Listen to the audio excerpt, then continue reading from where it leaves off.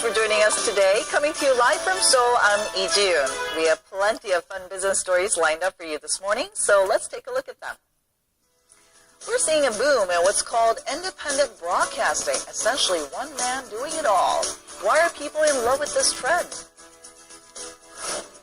Out of the 12 so-called creative economy innovation centers in the country, the one in Jeollanam-do province is looking to make a green transition for the area. The Korean government is furthering its push to get more of its nationals employed overseas with the goal to secure 10,000 foreign jobs each year by 2017. Ministries of Labor and Finance said they will announce next month the revisions to the existing employment program dubbed K-Move and look for ways to obtain recognition of Korean professional licenses in other countries. Now, the government will focus on 15 countries and develop more long-term overseas programs and boost support for job training and language programs. Unlike previous measures, which focused on landing a greater number of jobs, the government says this time it'll try to secure more quality jobs. Roughly $133 million a year is being spent on the K-Move initiative. Korea will not see a massive foreign capital outflow even if the U.S. Federal Reserve raises its target funds rate in the future. Now, this is according to a report released by the Korea Economic Research Institute.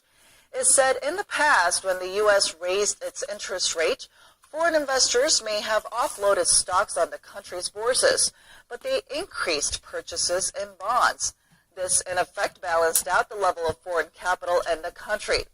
An analyst at the Institute added that this is why Korea will have more room to focus on changes within the domestic market as opposed to fluctuations from the U.S. when deciding on the country's monetary policy. Korea is turning its eyes to what's seen as an industry with great potential, biochemistry, and it's using Jeollanam-do province, an area considered the heart of the petrochemical industry in the country, to make the transition. Through one of its latest creative economy innovation centers there, the government and companies are looking for new ways to produce more eco-friendly technology. Our Lee Ji-young has the story. Korea is turning its eyes to what's seen as an industry with great potential, biochemistry, and it's using Jeollanam-do province, an area considered the heart of the petrochemical industry in the country, to make the transition. Through one of its latest creative economy innovation centers there, the government and companies are looking for new ways to produce more eco-friendly technology. Our Lee Ji-young has the story. This factory, located near the South Sea in Yeosu, uses cockle shells to generate biomass chemicals that can replace an import-dependent substance used for wastewater treatments. Despite the company's eco-friendly technology, it faces limits when it comes to mass production or distribution of its products. And this is where creative economy innovation centers step in, being designed to incubate promising small and mid-sized companies and give them the leg up they need.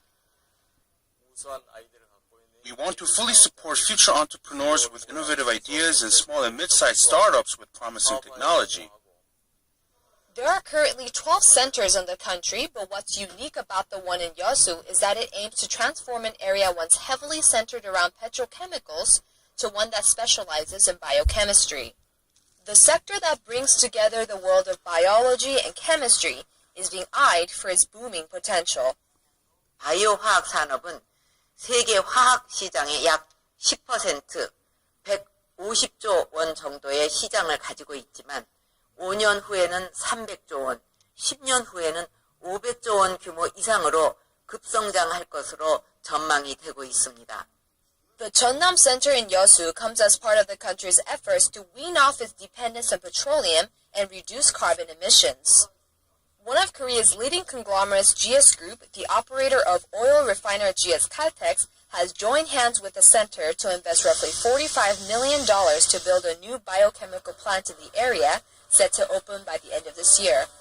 The plant will use excess biomass produced in the region and turn it into high-value chemicals such as biobutanol and biopolymers. Lee Ji-young, Business Daily. And over at another Creative Economy Innovation Center, Korea's 10th largest conglomerate, Hanwha Group, has its eyes on firming up its lead among the world's solar energy companies. Now, it's launched a plan to build a cluster of solar enterprises together with small and medium-sized firms. Our Eunice Kim tells us about one of its key projects, which is to make a small island run entirely on renewable energy. A small island off of Korea's west coast, Jukdo is home to some 70 residents, and their electricity comes from 3 diesel generators. Aside from the noise and the exhaust, the residents' biggest headache has been the annual $81,000 cost to run them. Enter Hanwha Group with its wealth of knowledge and experience in solar power. It has committed to making Jukdo Island run on 100% renewable energy. The testbed is one of the projects launched by Hanwha Group and the government's Joint Creative Economy Innovation Center, which includes hundreds of small and medium-sized solar energy companies in the greater Chungcheongnam-do province.